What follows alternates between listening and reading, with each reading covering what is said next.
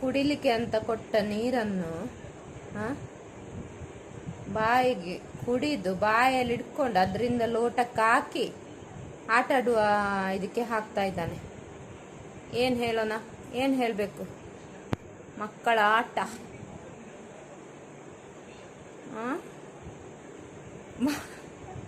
ನಗು ಬರ್ತದೆ ಅಂದ್ರೆ ಕುಡಿಯುವಂತ ನೀರನ್ನು ಬಾಯಲ್ಲಿ ಇಟ್ಕೊಂಡು ಅಷ್ಟೊತ್ತು ಒತ್ತೆ ಇದಕ್ಕೆ ಉಗುಳಿ ಒತ್ತೆ ಅದಕ್ಕೆ ಹಾಕ್ತಾನಂತ ಹೇಳಿದ್ರೆ ಏನು ಹೇಳೋಣ ಅಲ್ವಾ? ಒಂಥರ ಖುಷಿ. ಆದರೆ ಆಟದ ಸಾಮಾನೆಲ್ಲ ಚಂಡೆ ಆಗಿರುತ್ತೆ, ಅದೆಲ್ಲ ಅದನ್ನು ಮತ್ತೆ ಕ್ಲೀನ್ ಮಾಡಬೇಕು.